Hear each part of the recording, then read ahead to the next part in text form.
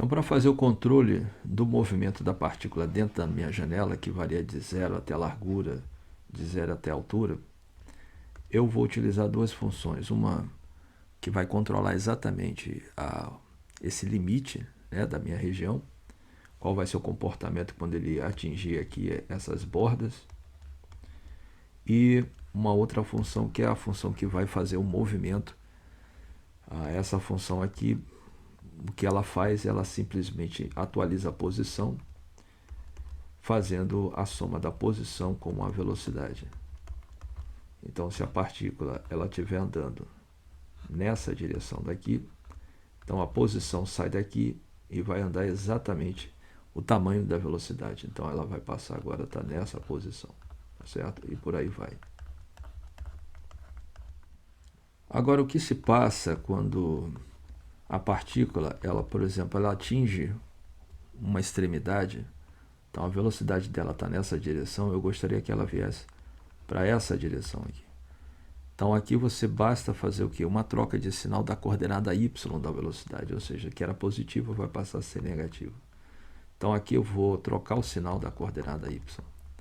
Então quando atingir um limite aqui na coordenada x, ou seja, ele vai atingir uma velocidade apontando para lá, eu vou querer que ela venha exatamente para cá.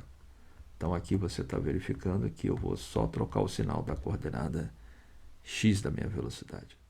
Então você está vendo aqui que quando atingir esses limites superiores, né, e inferior, você está vendo que eu estou trocando a coordenada y, né, colocando negativo, e se for os limites aqui em relação à coordenada x, eu estou trocando aqui o sinal da coordenada x da velocidade.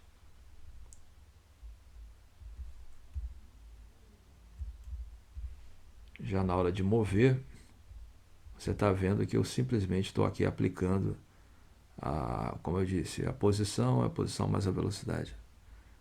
E estou chamando aquela função para controlar os limites, né? Porque daí eu vou ter que alterar aqui o vetor velocidade, tá bom? Então vamos dar uma olhada como é que ficou por enquanto. Pronto, agora a partícula ela fica se movendo dessa forma. Vamos agora controlar os quadros, né? Porque o vetor velocidade que eu estou utilizando é o vetor 1, né? Me parece, 1 e menos 1, deixa eu dar uma olhada aqui. Exatamente, essa aqui é a velocidade. Não faz sentido, né? Aquela velocidade está tão forte. Vejamos, isso aí tem a ver com a contagem de quadros. Vamos agora estudar essa parte. Então a estratégia que adotaremos é a seguinte, né? Lembre que ds sobre dt é o que eu chamo de velocidade. Portanto, o ds, que é o deslocamento, né? Ele vai ser v vezes dt, aproximadamente, tá bom? Então, eu já tenho a velocidade, eu só vou multiplicar pelo dt. Como é que eu calculo o dt? Bom, a partir do momento que eu inicializo aqui o GLFW, eu posso muito bem pegar o tempo decorrido até chegar a essa linha, utilizando a função GLFW getTime. Então, se eu conseguir controlar, né, o intervalo aqui dentro do laço, ou seja, eu estou pegando ali o last time, e depois eu pego novamente aqui embaixo, que eu estou chamando de current time. Então isso aqui é o meu dt, esse é o intervalo de tempo que ele está fazendo dentro desse laço aqui, tá certo? Então eu vou pegar o dt e vou utilizar agora para calcular o meu deslocamento. Então aqui o dt eu estou passando para dentro da função desenha, tá certo? E claro, eu vou passar isso para dentro da função de movimento, tá certo? Agora aqui, vou apagar aqui. Aqui então, a minha posição é a posição mais o meu ds. Porém, vejamos, você lembra que a nossa velocidade era menos 1 e 1. Então, olha como vai ficar isso aqui. Então a partícula saiu daqui, está indo nessa direção,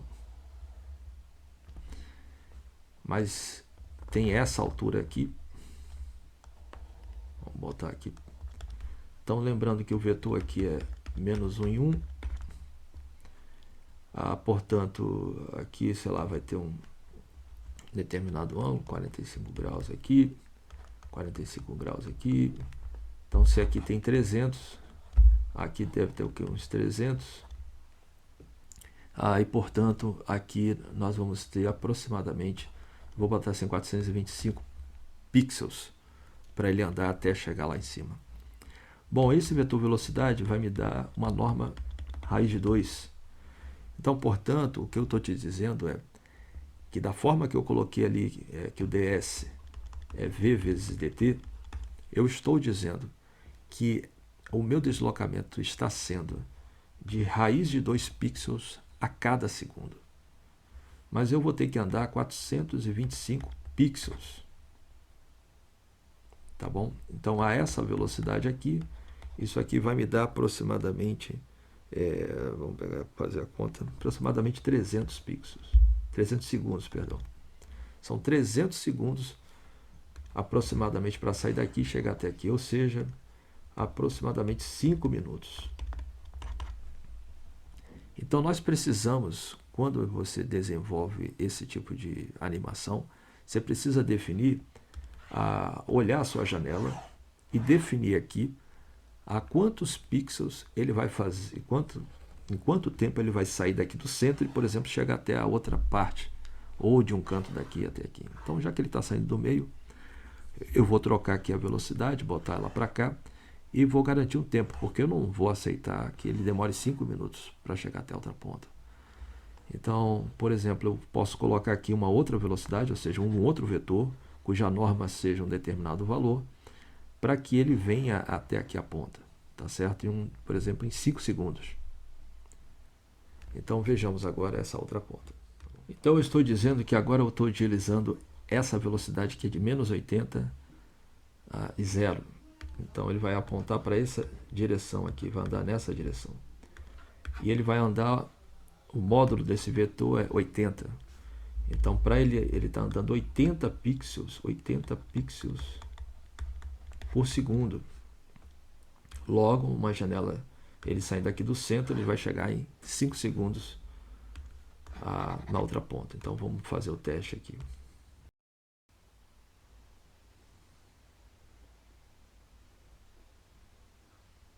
Tá bom? Bom, é isso. No próximo vídeo eu vou aprimorar essa movimentação. Eu vou começar a trabalhar também com aceleração, né, para evitar essa movimentação estranha, né, que ele meio robótico, né, ele vira, mas sem aplicar uma força, né? Você vai ver o que eu vou fazer, tá bom? Mas é isso. Até a próxima. Tchau.